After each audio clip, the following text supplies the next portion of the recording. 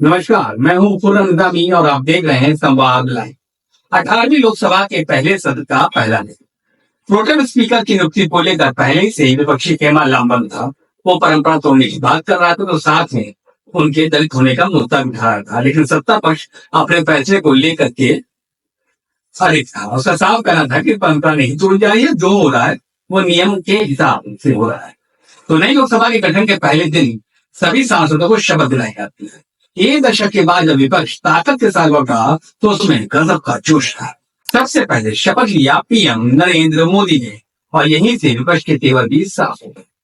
मोदी के शपथ लेने के वक्त राहुल और अखिलेश सबसे आगे बैठे हुए थे साथ साथ। राहुल, अखिलेश और मोदी के बीच अभिवादन भी होता है, लेकिन राहुल कहाँ झुकने वाले थे। उन्होंने संविधान को दोनों हथेलियों के बीच रखकर मोदी को जवाब देते हुए गृह मंत्री अमित शाह भी जब शपथ लेने के लिए पहुंचे तो राहुल गांधी ने उन्हें भी संविधान की कॉपी दिखाई। इसे और साफ करते हैं कि संसद की कार्रवाई में विपक्ष सत्ता पक्ष पर हावी होता दिखेगा। कोशिश तो यही है विपक्ष की।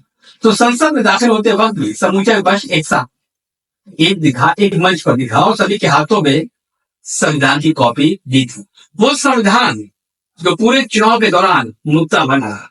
हालांकि मोदी ने कैंपेन का दौरान ही साफ कहा था कि संविधान को कोई भी बदल नहीं सकता, लेकिन उनकी बात वोटर्स ने नकार दी और अयोध्या ने भाजपा प्रत्याशी और तत्कालीन सांसद लल्लू सिंह के खिलाफ जमकर वोट किया।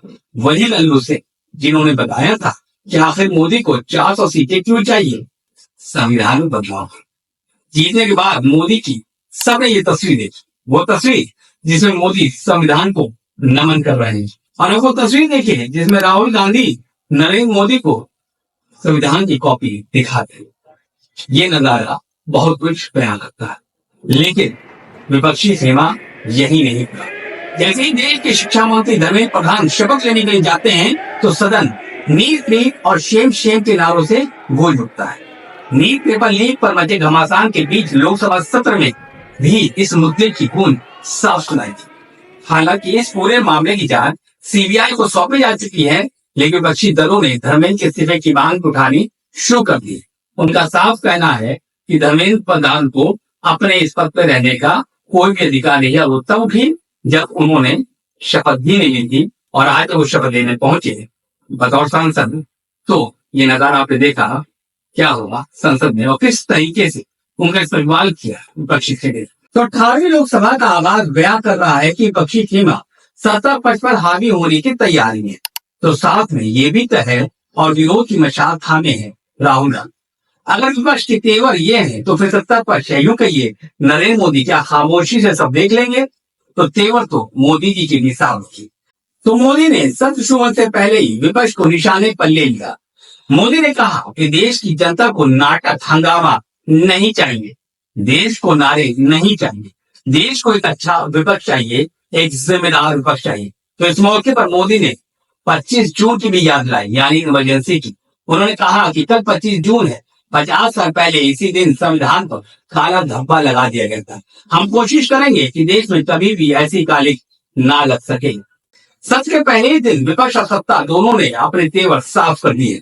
खासतौर से नीट को लेकर जिस तरीके से विपक्षी खेमे ने शिक्षा मंत्री धर्मेंद्र प्रधान का इस्तेमाल किया, वो बताता है कि सदन के अंदर का शोर युवाओं और अभिभावकों को एक बार फिर से संसद की ओर देखने को मजबूर करेगा।